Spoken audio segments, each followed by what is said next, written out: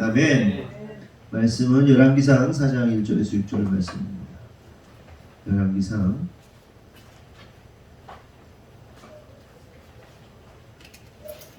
4장 1절에서 6절.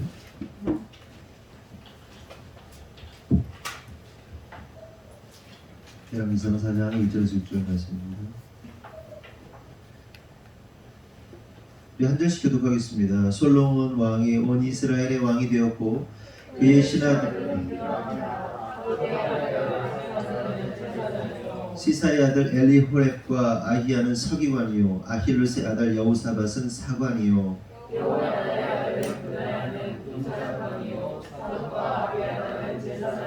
나단의 아들 아사리야는 지방 관장의 두령이요 나단의 아들 사붓은 제사장이니 왕의 벗이요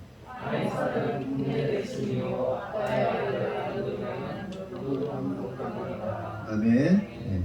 오늘은 평강의 나라라는 제목으로 말씀을 나누도록 하겠습니다. 1절을 보면 솔로몬이 온 이스라엘의 왕이 되었다 이렇게 말하고 있습니다. 그런데 여러분 솔로몬의 이름의 뜻이 뭐라고 그랬죠? 기억나세요? 솔로몬이 무슨 단어에서 나온 이름이라고 그랬죠? 샬롬에서 나온 단어입니다. 샬롬이 샬롬에서 나온 겁니다. 그러니까 이 샬롬이라는 솔로몬의 이 뜻이 뭐냐면 샬롬인데 평안, 친안, 화평한, 화목한, 안심, 안부, 문안, 평강, 안위라는 뜻을 가지고 있습니다. 그러니까 평안하고 화평하고 관계가 좋고 뭐 이런 거에 관련된 모든 뜻을 가지고 있는 단어가 샬롬이라는 단어고 이 솔로몬의 이 뜻이라는 겁니다. 그래서 히브리 사람들이 인사할 때 우리는 뭐라고 인사하죠? 안녕하세요 그러잖아요. 밤새 안녕하세요 안 죽고 잘 있었냐 안녕하냐 이렇게 물었잖아요. 왜 이렇게 안녕하세요라고 물었어요? 우리나라의 역사를 보면 굉장한 이렇게 환란과 시련이 많은 나라 아닙니까? 그래서 밤새 돌아가시는 분들도 많고 뭐 전쟁으로 질병으로 그런 일들이 많았기 때문에 안녕하냐 이렇게 얘기를 했단 말이에요. 안 죽고 잘 있냐 이게 안녕이라는 뜻이잖아요. 외국 같은 경우 굿모닝 그래서 좋은 아침 이렇게 인사하는데 우리는 안 죽고 잘 있었냐 안녕하냐 이렇게 묻는단 말이에요. 마찬가지입니다. 이스라엘 역사를 보면 샬롬과는 매우 거리가 먼 역사라고 볼 수 있어요. 그래서 이 이스라엘의 역사와 우리나라의 역사를 꼭 비교하잖아요. 거의 유사성에 대해서 많이 설교들 하시고 그러는데 한마디로 이스라엘 역사는 고통의 역사라고 할 수 있습니다. 그래서 샬롬이라는 인사를 그들이 하는 겁니다. 우리도 한번 해볼까요? 샬롬 옆에 분하고 시작. 샬롬. 샬롬. 네, 그런 뜻이에요. 샬롬이. 네.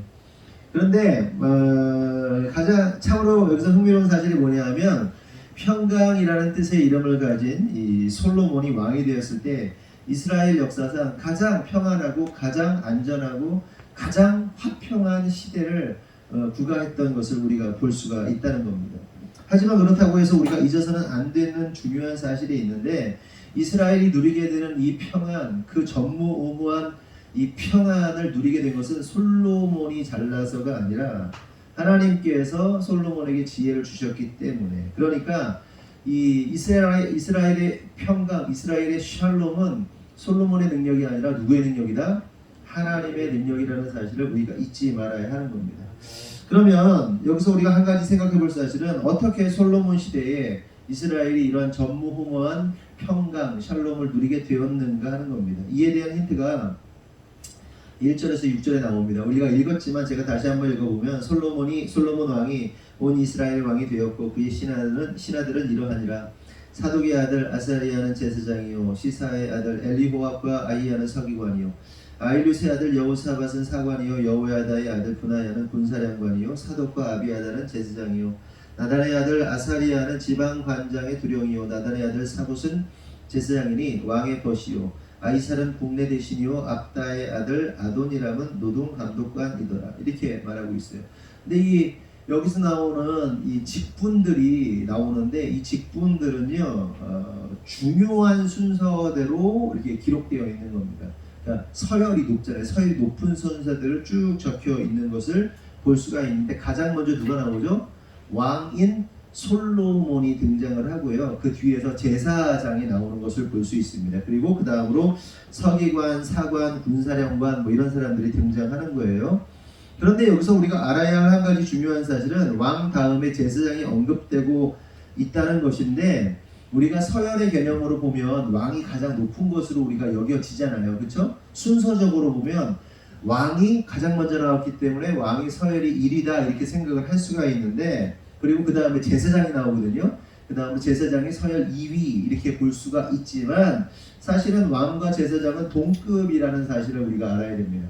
여기서 왕과 제사장은 동급이다. 그럼 마치 성부, 성자, 성령님이 한 분이시고 같은 위를 가지고 계시잖아요. 같은 위계를 가지고 계신 분이시잖아요. 성부, 성자, 성령님이 누가 1번이고 2번이고 3번 서열 1, 2, 3위가 있는 게 아니라 한 성령님이시고 한 하나님이신 것처럼, 이스라엘의 역사, 이스라엘의 이 그 포지션에 있어서 왕과 제사장과, 여기는 언급되지 않았지만 선지자는요 같은 포지션에 있다고 보는 것이 맞습니다. 같은 위치에 있다는 거죠. 왜냐하면 이스라엘의 왕이나 선지자나 또한 제사장은 인간에 의해서가 아니라 오직 하나님의 말씀을 따라 자기의 직분을 감당해야 하는 사람들이기 때문에 그런 거예요. 그러니까 이들 위에는요, 왕 위에는요 인간이 존재하지 않아요. 하나님만 존재합니다. 그리고 제사장 위에는 왕이 아니에요. 제사장 위에는 하나님만 존재합니다. 그리고 선지자 위에는 누가 있어요? 하나님만 존재하는 거예요. 그 위에. 이해되시죠? 그렇기 때문에 오직 하나님 말씀에 순종하고 하나님이 원하시는 대로 움직이는 사람들이 왕이고 제사장이고 선지자들이었다는 겁니다. 그렇기 때문에 이들은 서열로 봤을 때 동급의 사람들이라고 봐야 되고요. 그리고 좀 전에 말씀드렸다시피 모든 결정이나 행동은 자기가 원하는 대로 했던 사람이 아니라 하나님께서 시키는 대로, 하나님께서 원하시는 대로 움직여야 하는 사람들이었기 때문에, 다시 말해서 이들은 하나님의 심부름꾼들이지 사람들 위에 존재하는 자들이 아니었다는 사실을 깨달아야 돼요. 그래서 이 사람들은요 동급이에요. 그리고 특별히 어떤 공통점이 있냐면, 여러분 기름 부음 받는 존재들이 있죠. 성경에 보면 하나님께서 기름 부음을 통해서 세워지는 자들이 있는데, 그들이 누굽니까? 왕과 제사장과 선지자들이에요. 왕과 제사장, 선지자는 하나님의 직접적인 통치를 받고 하나님의 직접적인 사인과 말씀에 의해서만 움직이는 사람이에요. 그렇기 때문에 어떤 인간도 그 위에 있지 않다는 사실. 그러면서도 동시에 이 사람들은 뭐 하는 사람들이다? 섬기는 사람들이다. 누구 위에 군림하는 사람들이 아니라는 것. 매우 특별한 존재들이라고 할 수 있습니다.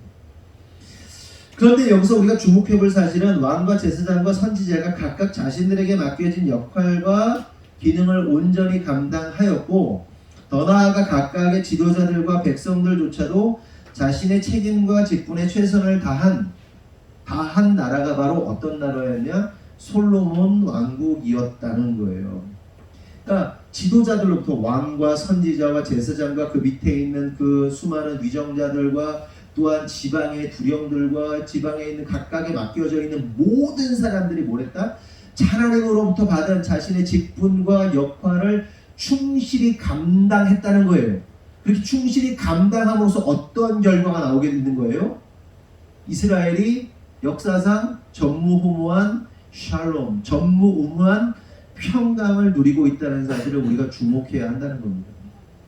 우리를 적용해보죠. 마찬가지예요.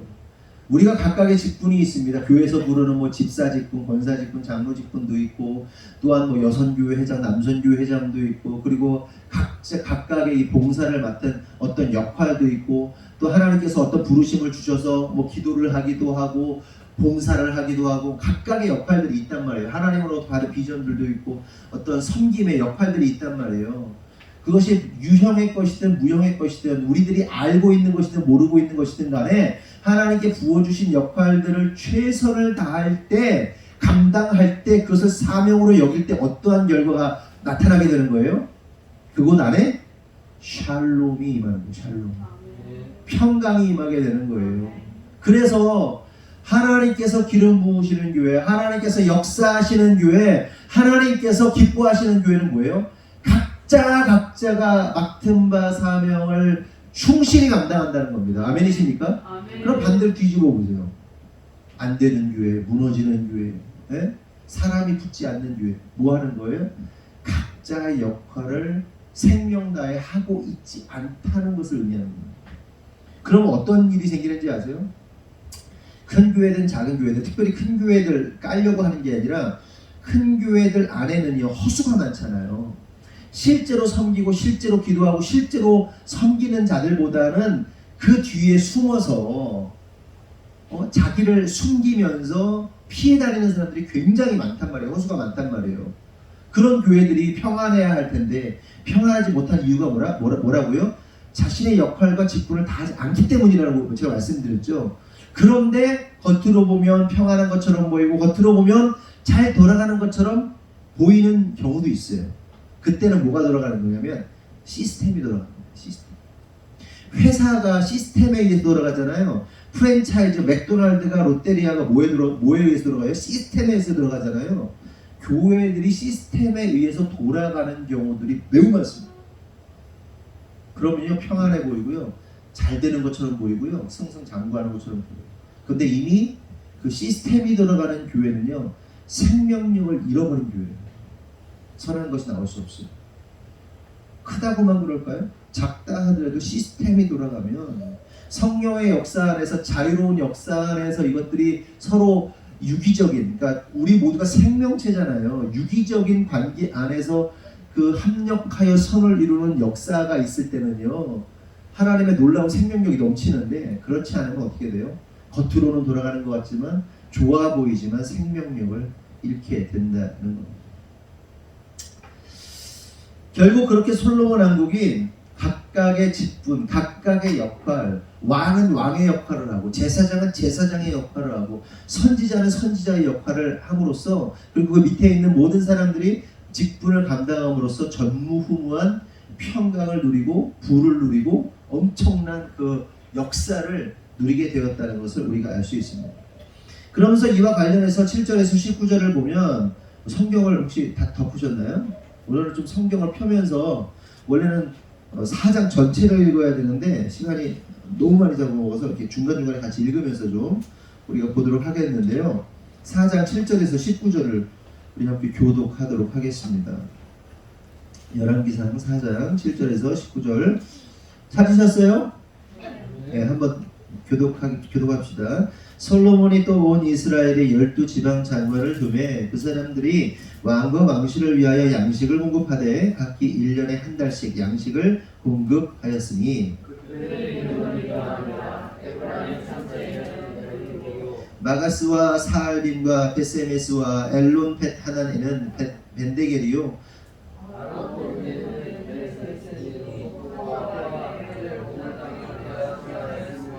나밧돌 높은 땅 온 땅에는 벤비아 나답이니 그는 솔로몬의 딸 다맛을 아내로 삼았으며,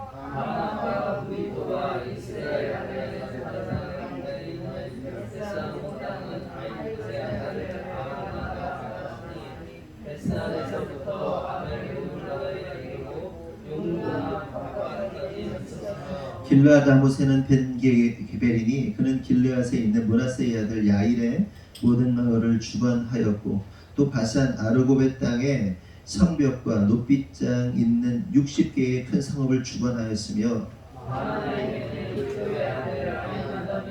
납달리에는 아히마스이니 그는 솔로몬의 딸 바스맛을 아내로 삼았으며,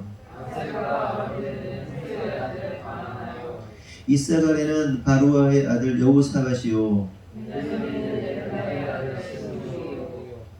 아모리 사람의 왕 시혼과 바산 왕 옥의 나라 길르앗 땅에는 우리의 아들 게벨이니 그 땅에서는 그 한 사람만 지방 장관이 되었더라. 아멘. 이 말씀을 간단하게 정리해서 말씀드리면, 이스라엘을 총 12개의 구역으로 나누어서 그들이 왕궁의 필요, 왕의 필요와 왕궁의 필요를 공급했다는 겁니다. 그럼 왜 12구역으로 나누었을까요? 12구역으로. 그 이유는 단순합니다. 1년이 12달이니까 1년 동안 각 구역들이 한 달씩 맡아서 왕과 왕궁에 필요한 음식들, 필요한 물건들을 바칠 수 있도록 그렇게 채우도록 했던 겁니다. 그런데 여러분, 우리가 상식적으로 그리고 단순 계산으로 보면 각 구역이 한 달씩 맡아서 그 왕과 왕궁의 필요를 채우면 될 것이라고 계산상으로는 그렇잖아요. 그렇죠? 쉽게 계산하면 그치, 한 달에 한 12구역이 있는데 한 구역씩 맡으면 1년 동안 돌아가니까 한 달만 맡으면 돼. 뭐 이렇게 생각하면서 이렇게 바치면 되겠다. 왕과 왕궁을 위해서 섬기면 되겠다라고 이렇게 생각할 수 있습니다. 하지만 인간의 역사, 인간사라는 것이 어떻습니까? 이 계속되는 뭐랄까요, 변수의 연속 아닙니까? 사람의 일이라는 것이 계획한 대로 되는 게, 제대로 되는 게 하나라도 있냐는 겁니다. 없죠. 그래서 예를 들어서 이스라엘의 흉년이 될 수도 있고 자연재해를 입을 수도 있고 외부의 공격으로 인해서 백성들이 많이 죽는다든지 이런저런 변수가 있을 수 있다는 말이죠. 우리 지금 남선교회에서 교회차를 한번 해보려고 열심히들 애쓰고 계십니다. 그런데 그게 참 그런 거예요. 준비를 계산상으로 하지만 변수라는 것이 항상 뭐 부정적으로 말하는 게 아니에요. 항상 변수라는 게 있잖아요. 그렇죠? 이렇게 계획했는데 계획대로 안 되고, 이렇게 하려고 했는데 어떤 일이 생기고, 뭐 그럴 수 있는 거죠. 그리고 여러분들이 뭐 그런 게 아니더라도 뭐 은행에서 대출을 받고, 은행에서 아니 뭐 여러 가지 사람들과 관계 속에서 뭐 돈을 꾸면 안 좋겠지만 돈을 꾸거나 아니 뭐 이런 상황 속에서 돈을 다달이 갚아야 되는데 항상 변수가 일어나잖아요. 문제가 일어난단 말이에요. 그래서 얼마나 많은 어려움을 겪겠습니까? 하물며 나라 전체가 12구역을 나눴는데 나라라는 것이 항상 흥하기만 합니까? 항상 잘 되기만 합니까? 어렵단 말이에요. 변수가 많이 있을 거란 말이죠. 그런데 참으로 놀라운 사실은 뭐냐면 다행스럽게도 27절에서 28절을 보니까 솔로몬 시대에는 구역별로 매달 양식을 왕국에 잘 공급하였다라고 기록하고 있는 것을 볼 수가 있어요. 잘 공급하고 있는 거예요. 그래서 27절에서 28절 보면 그 지방 관장들은 각각 자기가 맡은 달에 솔로몬 왕과 왕의 상에 참여하는 모든 자를 위하여 먹을 것을 공급하여 부족함이 없게 하였으며 또 그들이 각기 직무를 따라 말과 준마에게 먹일 보리와 꿀을 그 말들이 있는 곳으로 가져왔더라. 그러니까 12구역이 아무 탈 없이 아무 문제 없이 솔로몬과 왕궁을 위해 공급했는데 그것이 의미하는 바가 뭐냐는 거예요. 솔로몬의 시대가 어땠다는 거예요? 매우 안정적인 시대였다. 솔로몬 시대가 무탈한 시대였다. 솔로몬의 시대는 진짜 샬롬 그 자체의 시대였다라는 것을 의미하는 겁니다. 그리고 더 나아가 하나님께서 이스라엘에게 은혜를 베푸신 거죠. 그 은혜를 베푸심은 하나님께서 아브라함에게 약속하신 그 약속, 그리고 다윗에게 하신 그 약속이 솔로몬을 통해서 성취가 되고 있는 거거든요. 솔로몬이 그거를 혜택을 받고 있는 거예요. 그래서 하나님께서 이스라엘의 은혜를 베푸심으로 때를 따라 이른 비를 주시고 늦은 비를 주시고, 그러니까 이스라엘의 역사를 알아야 되는데 우리는 우리도 농사를 지으려면 어느 때 비가 많이 와야 되고, 봄철에 비가 많이 와야 여름에 가뭄이 들지 않고, 또 겨울에 가을 비가 많이 와야 이게 왔다가 이제 저장되어 있다가 봄에 또 새싹이 자라고 그러는데 도움이 되고 그런 게 있잖아요. 근데 이스라엘은 이른 비가 반드시 와야 되고 또 늦은 비가 반드시 올 때 풍년이 일어나는 거거든요. 그때 안 오면 이제 그냥 망하는 겁니다. 근데 하나님께서 이른 비도 주시고 늦은 비도 주시고, 또한 흉년이나 자연재해, 외세의 세력으로부터 그들을 보호하시고 지켜주셨다는 것을 의미하는 거예요. 저는 이 말씀을 보면서 무슨 생각을 했냐, 우리 성도들의 삶 가운데도 이런 샬롬이 있었으면 좋겠다 이런 생각을 해보게 돼요. 진짜 이런 샬롬이 있었으면 좋겠어요. 여러분, 여러분의 사업과 직장과 가정과 사람들과의 관계 속에서 하나님의 도우심, 보호하심으로 샬롬의 평강이 있기를 예수님의 이름으로 축원합니다. 아멘. 그럼 그렇게 될 수 있는 방법이 뭘까요? 그렇게 돼요. 우리가 샬롬의 평강을 누릴 수 있는 방법이 뭘까요? 잘 생각해 보세요. 어떻게 이스라엘 안에 샬롬의 평강이 임한 거예요? 하나님께서 솔로몬에게 뭘 줬죠? 지혜. 지혜를 주셨기 때문에 샬롬이 임하는 거예요. 다른 게 아니에요. 하나님의 지혜로 통치가 되니까 샬롬이 임하게 되는 겁니다. 아멘이십니까? 여러분 단순해요. 지혜가 임하면 샬롬 안정의 역사가 일어나게 되는 거예요. 반대로 지혜가 없으면 그 삶 가운데 뭐가 일어나는 거예요? 불안정의 역사가 일어나는 거예요. 이해되세요? 실제로 하나님의 말씀으로 하나님의 지혜로 살아가는 사람들이 어때요?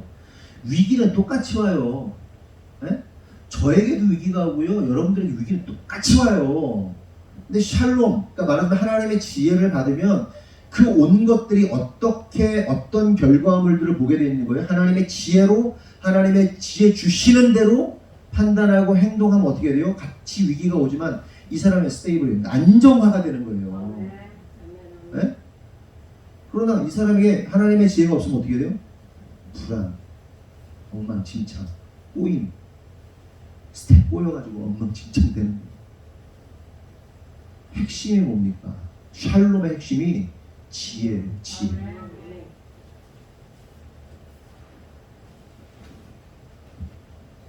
매우 중요해요. 뒤에 설명하겠지만 우리가 우리 자녀들을 위해서 막 하나님 그 솔로몬에게 준 지혜를 달라고 기도하는데 많은 분들이 잘못 구하고 있는 거예요. 잘못된 결과를 기대하고 있어요. 엉뚱한 걸 기대하고 있어요. 뒤에 설명할게요. 그러면서 우리가 한 가지 더 깨달아야 할 사실은 12구역이 12달만 의미하는 것이 아니라 12지파 이스라엘을 의미하는 것이기도 하다는 겁니다. 10이라는 숫자는 뭐냐 하면 하나님의 아들들을 상징하는 숫자입니다. 그래서 구약의 12지파가 구원받은 하나님의 백성들을 의미하는 거고요. 신약적으로 보면 12사도로부터 파생한 그 사람들, 구원받은 자들을 하나님의 구원받은 자들, 하나님의 백성들로 보는 겁니다. 10이라는 숫자가 무슨 얘기죠? 구약에서는 12지파를, 신약에서는 12사도, 이게 성경에 나오는 얘기입니다. 그래서 이 구약의 12지파와 신약의 12사도를 곱하면 뭐예요? 12 곱하기 12는 뭐죠? 네? 144죠. 어디서 많이 들어봤죠? 그리고 완전수, 하나님의 온전함을 나타내는 수가 1000입니다. 그래서 12 곱하기 12 곱하기 1000은 14만 4천이 되는 겁니다. 이게 계시록에 등장하는 14만 4천 명이 그냥 나온 숫자가 아니라 구약의 12지파와 신약의 12사도와 그들로부터 완전한 수인 1000을 곱하면 14만 4천 명이 되는 겁니다. 그러니까 14만 4천이라는 숫자는 하나님의 구원받은 상징적인 숫자인 거예요. 상징적이면서도 물론 실제적이겠죠. 근데 딱 14만 4천 명이라고 말하기 못 받기는 굉장히 어려운 문제입니다. 이거는 그렇게 보기는 또 어려운 문제예요. 그러니까 상징적인 숫자이기 때문에. 왜냐면 12라는 숫자도 상징성, 실제성도 있지만 상징성도 있고 12지파도 상징성이면서 실질적이란 말이에요. 이해되시죠? 그런데 문제는 뭐예요? 이 숫자를 자기들에게 적용해서 자기들에게만 사용하는 자들이 누굽니까? 이만희 같은 자들인 거예요. 그래서 14만 4천 명, 자기들이 14만 4천 명이 되면 뭐 종말이 오고 어쩌고 뭐 이런 얘기 하잖아요. 그런데 다시 말씀드리지만 이 숫자는 구원받은 하나님의 아들들을 상징하는 숫자라는 것을 우리가 깨달아야 됩니다. 관련해서 계시록 21장 9절에서 14절을 제가 읽어보면 7대접을 가지고 마지막 7재앙을 담은 7천사 중 하나가 나와서 내게 말하여 이르되 이리 오라, 내가 신부 곧 어린 양의 아내를 내게 보이리라 하고 성령으로 나를 데리고 크고 높은 산으로 올라가 하나님께로부터 하늘에서 내려오는 거룩한 성 예루살렘을 보이니 하나님의 영광이 있어 그 성의 빛이 지극히 귀한 보석 같고 벽옥과 수정같이 막더라. 크고 높은 성곽이 있고 12문이 있는데 문에 12천사가 있고 그 문들 위에 이름을 썼으니 이스라엘 자손 12지파의 이름이라. 12문이 12지파, 구약의 12지파를 말한다고 성경이 말하고 있죠. 또한 동쪽에 세 문, 북쪽에 세 문, 남쪽에 세 문, 서쪽에 세 문이니 그 성의 성곽에는 12기초석이 있고 그 위에는 어린 양의 12사도의 12이름이 있더라. 이렇게 말하고 있어요. 분명하죠? 14만 4천이라는 숫자, 12 곱하기 12, 그리고 완전수라기보다는 그 하나님의 온전한 숫자 1000, 이게 거기서 나온 겁니다. 그러니까 다시 말씀드리면 구약의 12지파, 신약의 12사도. 그래서 14만 4천이 나왔다. 그런데 제가 왜 이 솔로몬의 12구역을 이야기하다가 이러한 이야기를 하는가 하면, 솔로몬이 정한 12구역으로부터 솔로몬과 왕국이 공급을 받기 때문에 이런 얘기를 하는 거고, 그리고 이렇게 솔로몬 왕국이 공급받은 것처럼 하나님 나라에서도 하늘의 양식이 구원받은 자들에게 공급된다는 이야기를 하려는 거예요. 무슨 얘기인지 이해되시죠? 하나님 나라에서 하나님의 방식으로 공급되는 것이 무엇인지를 설명하려고 제가 말씀드리는 겁니다. 관련해서 계시록 22장 1절에서 5절을 보면, 또 그가 수정같이 맑은 생명수의 강을 내게 보이니 하나님과 및 어린 양의 보좌로부터 나와서 길 가운데로 흐르더라. 강 좌우에 생명나무가 있어 12가지 열매를 맺되 달마다 그 열매를 맺고 그 나무 잎사귀들은 만국을 치료하기 위하여 있더라. 다시 저주가 없으며 하나님과 그 어린 양의 보좌가 그 가운데에 있으리니 그의 종들이 그를 섬기며 그의 얼굴을 볼 터이요 그의 이름도 그들의 이마에 있으리라. 다시 밤이 없겠고 등불과 햇빛이 쓸데없으니 이는 주 하나님이 그들에게 비치심이라. 그들이 세세토록 왕노릇 하리로다. 하나님 나라를 설명하고 있는 겁니다. 하나님 나라가 이 솔로몬의 왕국의 모습은 그림자라면, 실제로 하나님으로부터 공급받는 자들, 하나님의 샬롬을 누리게 될 자들이 살아갈 미래에 대해서 지금 보여주고 있는 겁니다. 이 상황을 본 거예요. 완전한 샬롬입니다. 다른 말로 하면요, 완전한 안식이에요. 완전한 샬롬, 완전한 안식. 성도 여러분, 이미 말씀드린 것처럼 솔로몬 나라는 평강의 나라였어요. 하지만 그럼에도 불구하고 우리가 알아야 할 사실은 솔로몬의 나라가 영원한 평강의 나라, 영원한 샬롬의 나라가 되지 못했다는 거예요. 될 수도 없고 되지도 못했다는 겁니다. 잠시 있다가 사라지는 나라인 거예요.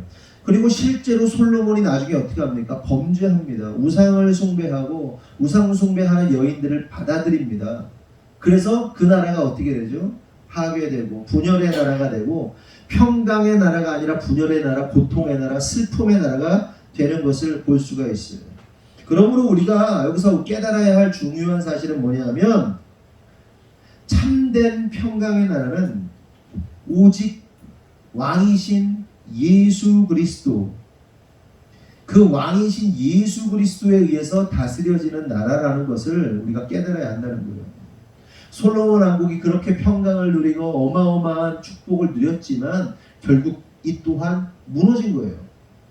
그럼 우리가 솔로몬 왕국을 통해서 배워야 될 게 뭐예요? 그림자구나. 그러니까 저와 여러분이 하나님 나라를 이해할 수 있도록 보여주는 교보제 같은 것인데, 결국 인간의 힘으로 세워진 것들은 무너지지만 결국 우리가 소망하고 우리가 바라야 할 것이 뭐라는 거예요? 진짜 왕, 솔로몬도 지혜로운 자지만 진짜 지혜의 근본이시며 진짜 지혜의 결정체이신 그 예수 그리스도에 의해서 통치받는 나라가 진정한 샬롬의 나라고 진정한 평강의 나라라는 사실을 우리가 깨달아야 한다는 겁니다. 아멘이십니까? 고로 또 한 가지 깨달을 사실은 이겁니다. 인간의 어떠한 노력, 또한 인간들이 끊임없이 만들려고 하는 세상이 뭡니까? 유토피아를 꿈꾸잖아요. 이상향을 꿈꾸잖아요. 그래서 유비쿼터스, 사물인터넷, 완벽한 세상, 이걸 만들고자 세상이 계속해서 시도하잖아요. 그럼 만들 수 있을까요? 진짜 평안한 나라, 평강의 나라 만들 수 있을까요? 안 되는 거예요. 오직 누구만이 가능하다? 왕이신 예수님만으로 가능한 나라가 평강의 나라다. 샬롬의 나라다. 그러므로 성도 여러분, 저와 여러분이 오직 참된 평강의 나라의 왕이신 예수님만을 기대하고 갈망하고 소망했으면 좋겠어요. 아멘이십니까? 그러한 자에게 허락되는 나라가 하나님 나라인 거예요. 그렇게 우리는 영원한 샬롬을 누리게 될 겁니다. 보세요. 하루하루가 얼마나 전쟁 같습니까? 하루하루가 얼마나 치열합니까? 당하지 말아야 할 일도 당하고, 느끼지 않아도 됐으면 하는 감정들을 느끼고, 수많은 오해와 수많은 갈등과 얼마나 많은 억울한 일들이 많습니까? 잠깐 화장실 가는데 다솜이가 막 속이 상해가지고 막 얘기를 하는 거예요. 박땡이라는 걔가 그냥 화펜을 영어를 찍으면 소리 나오는 거예요. 그거를 꺼놓고서는 고장났다고 막 켜 눌러 그러는데 안 돼요 안 돼요. 엄마는 지켜보고 있다는데 막 화장실 갔다 올게요. 무슨 막 안 와. 그런 것들 보면 그냥 녹화해요? 우리 주님이 그런 우리에게 이렇게 그리스도의 이름으로 살아가는 우리들을 위해서 그 평강의 나라를 준비해 놓으셨다는 거예요. 아멘. 여러분 생각해 보세요. 인생이라는 것이 길어야 100년인데 놀라운 사실은 하나님의 시간은 영원하다는 거예요. 영원한 시간 앞에서 이 100년이라는 시간이 어떤 의미가 있겠습니까? 무의미에 가까워요. 그런데 그 짧은 순간 너희들이 나를 위해 살고 하나님을 사랑하는 자로 살아가면 그 영원한 삶을 보장하시겠다는 거예요. 여러분 예를 들어서 어느 회사에 들어갔는데 인턴을 한 달만 잘하면 네가 진짜 한 달만 열심히 하면 너 65세까지 너 은퇴할 때까지 내가 너에게 직장을 주겠다. 좋은 것들 주겠다. 만약에 약속한다면 한 달 동안 여러분 목숨 걸고 일하지 않겠어요? 똑같은 거예요. 우리가 살아가는 시간이에요.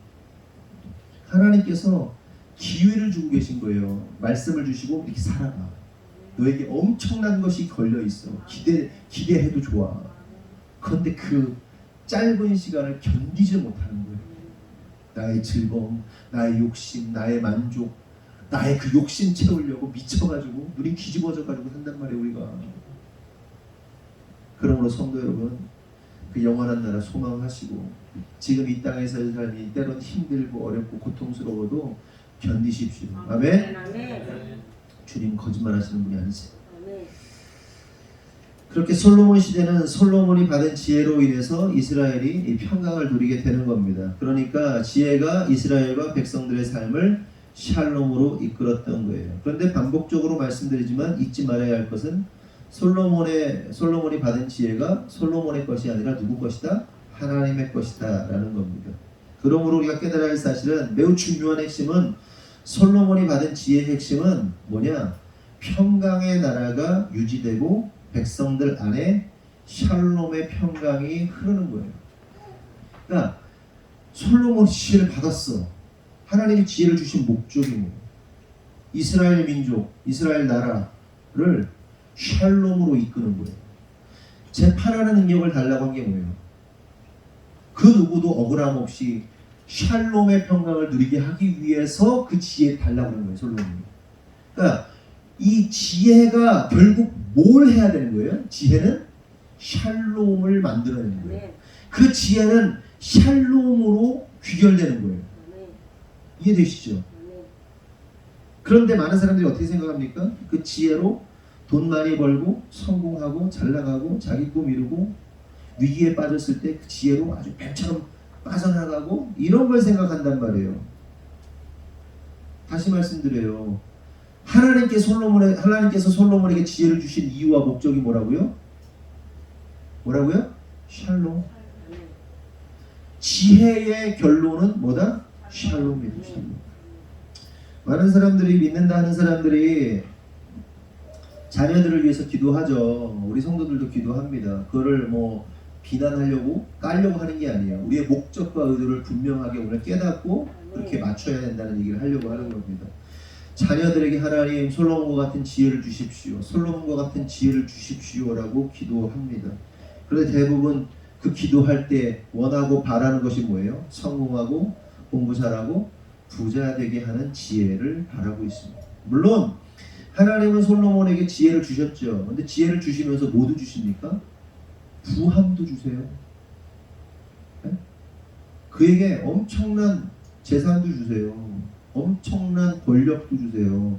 어마어마한 것들을 다 부어 주십니다. 하지만 하나님께서 지혜를 주신 가장 큰 목적과 이유가 뭐예요?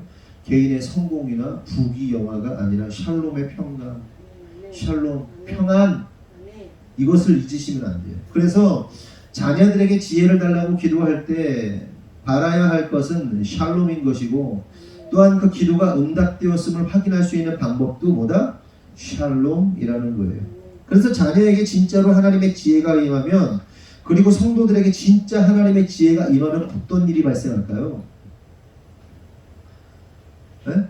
유진이가 지혜를 받았어. 하나님의 그 놀라운 그 솔로몬이 받은 지혜를 받았어. 그럼 어떻게 될까? 너한테 딱 받으면 너를 통해서 어떤 역사가 일어난다고? 샬롬. 내가 등장만 하면, 지혜를 받은 자가 등장만 하면 그 주변이 샬롬하고 샬롬, 샬롬, 샬롬, 샬롬, 샬롬.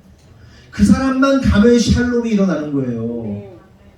이해가 되세요? 진짜 하나님의 지혜를 받았다.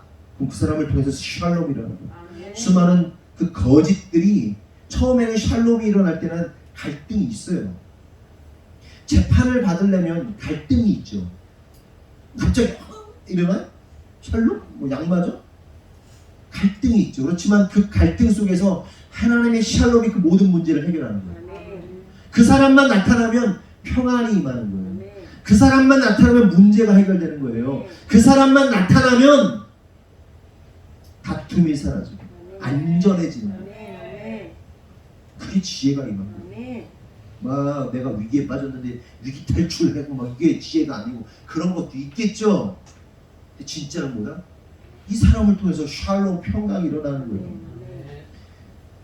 제가 언젠가도 얘기했지만 그 드라마 배드 위치라는 나쁜 마녀, 아니 구디치죠, 구디치. 좋은 마녀라는 드라마가 있어요, 외국에. 근데 제목이 참 그렇고 그 여자가 마녀라는 사실이 좀 그런데 역설적으로 보면 기독교의 가치를 흉내낸 거겠죠. 어떻게 마귀가, 어떻게 마녀가 좋은 일을 합니까? 근데 거기서는 물론 사람들의 인식을, 마녀에 대한 사람들을 이렇게 역설적으로 뒤집으려고 했던 거겠지만, 그래야 흥미를 느끼니까, 사실은 배드 위치지만, 굿위치라고 하지만 나쁜 위치가 마녀거든요. 좋은 마녀라고 하지만 사실은 그 하나님의 사람을 이게 캐릭터를 바꿔놓은 거예요. 근데 그 여인이 가는 곳마다 무슨 일이 일어나는지 아세요?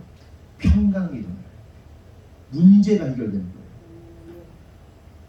무슨지 아세요? 그러면 생각해 보자고요. 나는 지금 하나님의 지혜를 받은 자인가, 하나님의 지혜를 받지 못한 자인가? 내가 서 있는 곳, 내가 가는 곳곳에 물론 위기는 있지만 그 위기를 통하여 하나님의 샬롬, 뭔가 이렇게 문제들이 해결되고 정리되고 평화롭게 되냐, 아니면 내가 가는 곳마다 문제가 일어나고, 가는 곳마다 사건이 일어나고, 사고가 일어나고, 분노가 일어나고, 관계의 깨짐이 일어나는 거 보란 말이에요. 그 열매로 처음에 둘 다 비슷해요. 열매가 어떠냐는 거죠. 열매. 도대체 나는 지혜를 받은 자인가, 하나님의 지혜가 작동하고 있는 사람인가를 봐야 돼요. 옆에 사람 보세요. 보면서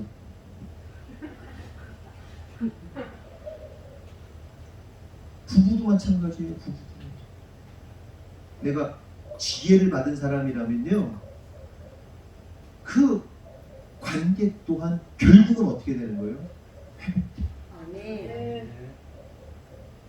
물론 제가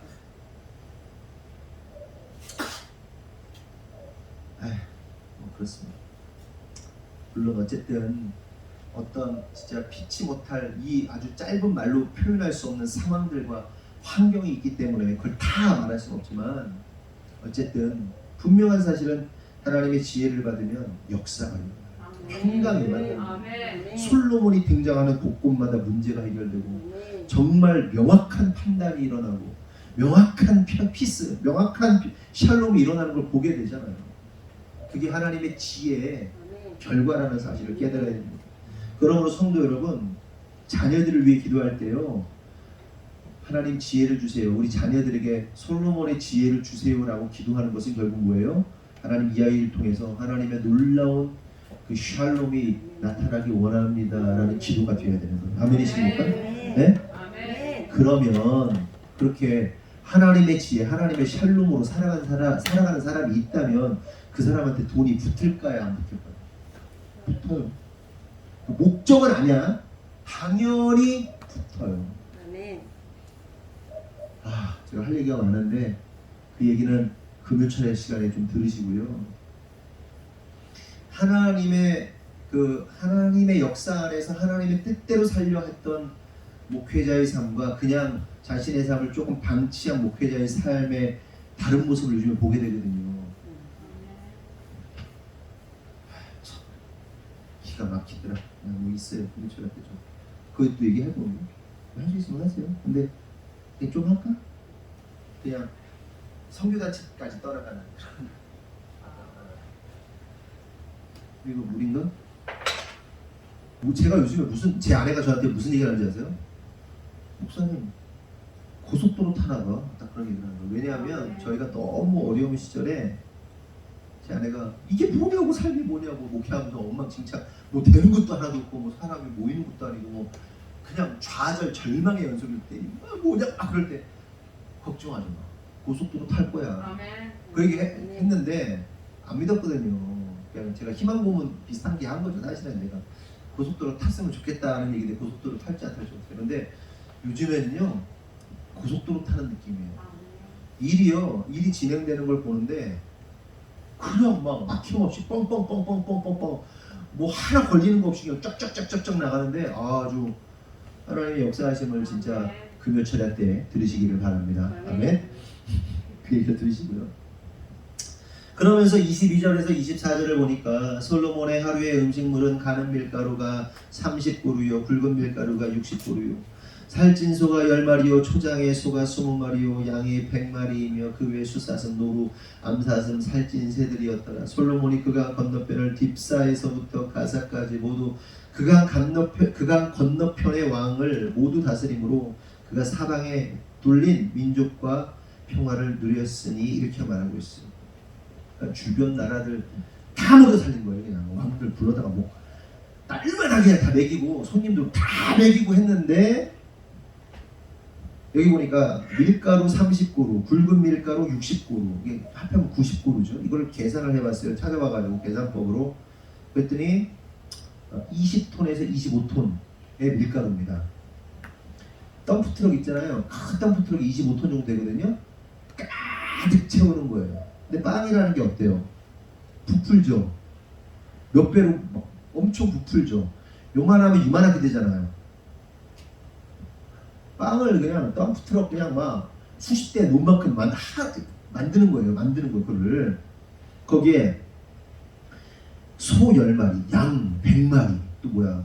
살찐 소 10마리, 초장의 소가 20마리, 양이 100마리, 숫사슴, 노루, 암사슴, 살찐 새들. 이거를 솔로몬 왕궁에서 소비했다는 거예요. 솔로몬 왕궁. 근데 이게 며칠치라고요? 하루치. 얼마나 먹은 거야? 도대체. 동네에서 돼지 한 마리 잡아보세요. 이거 동네 잔치야. 돼지 한 마리 잡으면. 네? 그러니까 솔로몬 왕국의 주변 나라들이 다 솔로몬에게 엎드리면서 와가지고 오는 손님들이며 뭐며 왕궁 자체가 매일 잔치집인 거예요. 매일 어마어마한 양에 그걸 먹이는 거예요. 참 대단하죠. 어떻게 이게 된 걸까요? 이거는 아까도 말씀드렸다시피 하나님께서 아브라함에게 언약하신 것 그리고 다윗에게 언약하신 것이 솔로몬 시대에 성취되는 거예요. 되게 중요한 게 뭐냐면 우리가 믿음의 역사, 하나님 앞에서 믿음으로 반응하는 역사도 마찬가지예요. 여러분, 여러분의 자녀가 진짜 하나님의 뜻 안에서 잘 세워지고 축복된 삶을 살기 원하십니까? 네. 그러면 잘 심으세요. 네. 아브라함에게 하나님이 약속하시고 아브라함이 반응했던 믿음, 다윗이 반응했던 믿음, 네? 솔로몬이 반응했던 그 솔로몬이 누리는 그 샬롬. 물론 이 솔로몬이 나중에 타락하는데 그것은 참 반대하지만 여러분 이왕이면 이런 생각해요. 여러분의 자녀들이 거지같이 살기 원하세요? 아니면 잘 살았으면 좋겠어요? 부족함 없이 잘 살았으면 좋겠잖아요. 근데 이 아주 염세적으로 생각하면 뭐냐 잘 사는 자녀는 타락한다, 못 사는 자녀는 타락하지 않는다 이렇게 생각하는데요. 아니거든요. 케이스 바이 케이스. 여러분 서울 쪽에 강남 쪽에 가면요 진짜 신실한 부자들 많아요. 진짜 신실한 부자들 많아요. 우리는 진짜 들이대지도 못해. 결이 다르죠. 근데 너무 신실한 부자들이 많아요. 그 사람들 돈 쓰는 거 보면요 하나님을 너무 사랑하여서 하나님의 돈을 쓸 때요 그냥 막 태극당 이제 우리 빼기로 했어요 교회. 근데 권사님 돌아가신 권사님 있는데 그 며느리 되는 분이 사장님이시잖아요 지금. 저한테 얘기를 하는 거예요. 목사님 어머니 돌아가시고 나서 그 다이어리 일기장이 굉장히 많았대요. 다 정리하고 딱 5권만 남았대요. 5권의 그 줄줄이 쓰여진 사연. 그러면서 꼭 뭐라고 그랬냐면 거기다가 하나님 사랑하다가 하나님께 쓰여지다가 간 사람 그 얘기를 자기 비석에 좀 써달라고. 그리고 하나님 사랑하고 하나님께 쓰여지다가 간 것에 대해서 일기장에 항상 이렇게 기록해 놓으셨대요. 그것이 소망인 거야. 여러분 문수 집사님한테 얘기 들었는데 그 여러분 태땅으로부터 천안 역까지가 스트레이트잖아요. 여러분 스트레이트가 자기 땅인 거 어디 뭐지 옛날에 신사의 품격에 나왔나? 여기부터 저기까지 스트레이트가 내 땅이야 이렇게 말하고 그러잖아요. 권사님이 그랬대요. 그 태국 땅으로부터 저 천안역 거기 가는 데까지 스트레이트가 자기 땅이었을 만큼. 근데 하나님의 성전을 위해서 하나님의 교회를 위해서 다 사용하시고 가셨다는 거예요. 그래서 제가 그래도 감사하는 게 뭐냐면 그분이 심장마비로 그 기도 제목이 뭐냐 하나님 나 잘 자는 것처럼 데려가 주세요. 자는 것처럼 데려가 주세요 그랬는데 진짜 자는 것처럼 주일 아침에 거기서 그 태국 땅에서 돌아가셨어요. 교회 딱 왔는데 119가 오고 막 이거 뭐 심장 마사지를 하고 막 인공호흡기 하고 그러는데 제가 그때 거기서 그 권사님을 붙들고 하나님께 하나님 이 영혼을 맡겨드립니다 라면서 이렇게 잘 보내드렸던 기억이 나는데 그 권사님이 그렇게도 하나님을 사랑하면서 열심히 사셨다는 얘기를 며느리가 얘기를 하는 거예요. 그러면서 하는 얘기가 우리 어머니는 말을 너무 예쁘게 하셨어요. 손님의 호두과자가 뭐 이렇게 8개를 놓으면 어떤 표현을 썼다고 하더라? 야, 더 갖다 줘. 이게 아니고 8개로 부족하니까 더 좀 많이 갖다 드려.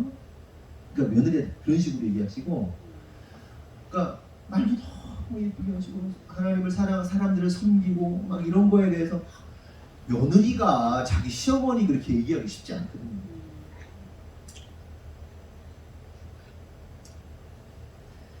아이고 어디 얘기하다 이렇게 되네. 여하튼 그렇게 하나님을 사랑하고 우리의 인생 짧은 인생 주를 위해 살다가 가는 것 이게 가장 아름다운 거란 사실. 그리고 우리는 결국 그 영원한 샬롬의 날을 누리게 될 것이라는 사실을 믿고 하루하루 사셨으면 좋겠어요. 아멘이십니까?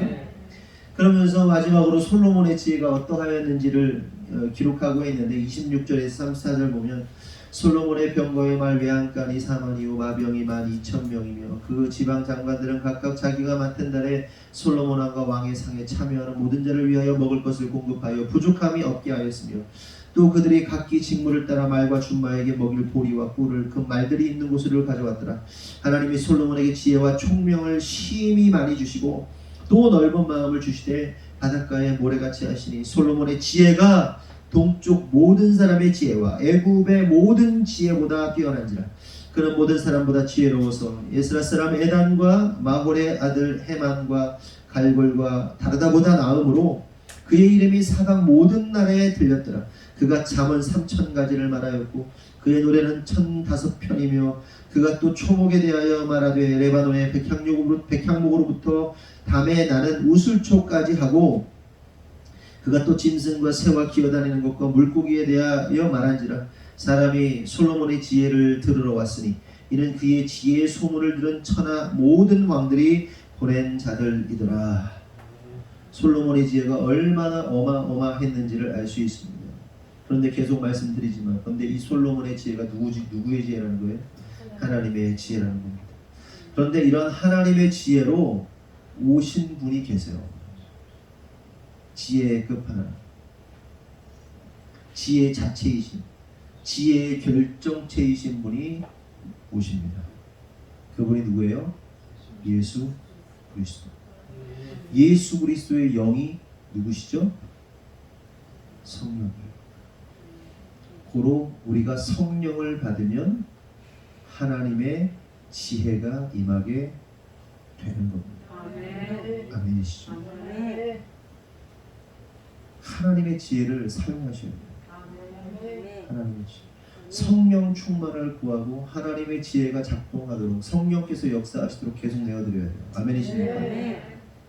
근데 계속해서 우리의 욕심, 우리의 욕망, 우리의 갈망으로 우리를 채우면 어떻게 되겠어요?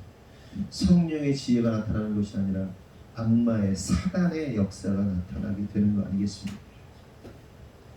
그러므로 최종적으로 우리가 깨달아야 할 사실은 그리스도가 왕이 되시고 또한 제사장 된 나라가 바로 영원한 하나님 나라, 영원한 평강의 나라라는 겁니다. 그래서 예수님께서 십자가에서 직접 화목제물이 되심으로 하나님과 인간 사이에서 평강, 샬롬을 이루셨다는 사실을 깨달아야 돼요. 그렇죠? 하나님과 인간이 원수됐잖아요. 그런데 그 원수된 관계를 샬롬으로 만든 게 누구시다? 예수 그리스도. 예수님이 제사장 되신 거예요. 그러니까 아까 말했다시피 왕, 처음에 기름 부음 받은 자 왕, 그리고 제사장, 그리고 선지자. 그 기름 부음 왕과 제사장과 선지자의 통합된 모습이 누구죠? 예수 그리스도. 그분이 다스리는 나라가 하나님 나라고 그 나라에서 사는 자들이 영원한 샬롬의 평강을 누리게 되는 거예요. 그래서 주님께서 화목제물이 되심으로 진짜 샬롬, 영원한 샬롬을 이루신 거라는 사실을 깨달아야 됩니다. 그러나 반대로 예수님을 믿지 않는 자들은 어떻게 되는 거예요? 영원한 샬롬이 아니라 영원한 지옥을 누리게 되는 거죠. 영원한 형벌, 영원한 고통을 당하게 되는 거라는 거죠. 여러분 말씀 마칩니다. 성도 여러분, 저와 여러분은 평강의 왕이시며 참된 지혜이신 예수 그리스도로 말미암아 영원한 평강, 영원한 샬롬을 누리는 분들이 되기를 예수님의 이름으로 축원합니다. 기도하겠습니다. 하나님 감사합니다. 오늘 말씀을 통해서 깨닫습니다. 오늘은 평강의 나라라는 제목으로 말씀을 나눴습니다. 솔로몬이 이 땅에서, 이스라엘이 이 땅에서 솔로몬 시대에 전무후무한 평강의 역사를 누렸습니다. 그렇게 평강의 역사를 누릴 수 있었던 것은 솔로몬이 받은 지혜 때문이었습니다. 그 지혜가 샬롬을 만들었습니다. 하나님, 그런데 그 지혜의 본질은 결국 예수 그리스도이시고 예수의 영이신 성령님이라는 사실을 깨달았습니다. 그러므로 주님, 우리가 성령 충만하게 하시고 성령 충만하여 하나님의 지혜로 우리의 삶 가운데 놀라운 샬롬의 평강이 나타날 수 있도록 인도하여 주시옵소서. 하나님의 사람들이 나타나는 현장마다 그곳에 화평이 일어나고 평화가 일어나고, 물론 위기가 있고 갈등이 있지만 결국 그 맺게 되는 열매는 하나님의 놀라운 평강, 평화일 줄을 믿사오니 하나님, 우리 이 자리에는 모든 하나님의 백성들이, 하나님의 자녀들이 샬롬의 평강으로 충만하게 하시고 성령의 충만함으로 역사하여 주셔서 수많은 이들을 살려내고 하나님과 화해시키는 믿음의 사람 될 수 있도록 역사하여 주시옵소서. 우리가 믿고 의지할 분 오직 예수 그리스도 한 분이심을 다시 한번 믿음으로 고백합니다. 주님, 예수님만이 우리의 왕 되어 주시고 예수님만이 우리를 통치하셔서 그 영원한 하나님 나라에서 영원한 안식, 영원한 샬롬을 누리도록 축복하여 주시옵소서. 특별히 하나님, 우리 자녀들에게 그 하나님의 지혜가 임하기를 원합니다. 그 지혜로 인하여 우리 아이들이 가는 곳곳마다 하나님의 이름이 드러나며 놀라운 샬롬이 임할 수 있도록 주님 축복하여 주시옵소서. 주님께서 이루실 줄 믿사옵고 예수님의 이름으로 기도합니다. 아멘. 우리 주기도문으로 마치겠습니다. 하늘에 계신 우리 아버지여, 이름이 거룩히 여김을 받으시오며 나라의 마옵시며 뜻이 하늘에서 이루어진 것 같이 땅에서도 이루어지이다. 오늘날 우리에게 일용할 양식을 주옵시고 우리가 우리에게 죄진 자를 사하여 준 것 같이 우리 죄를 사하여 주옵시고 우리를 시험에 들게 하지 마옵시며 다만 악에서 구하옵소서. 대개 나라와 권세와 영광이 아버지께 영원히 있사옵나이다. 아멘. 하나님께 영광의 박수 드리겠습니다. 이배를 마치겠습니다.